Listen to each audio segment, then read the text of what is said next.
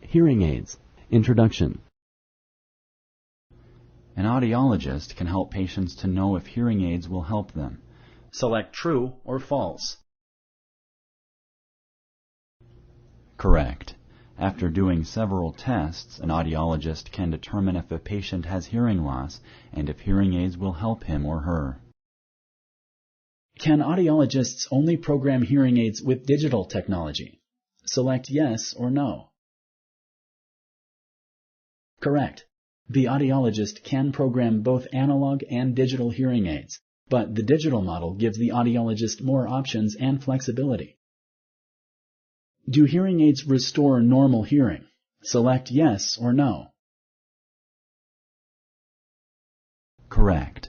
Hearing aids do not restore hearing. They make it possible for the patient to communicate better by processing sounds and making them clearer.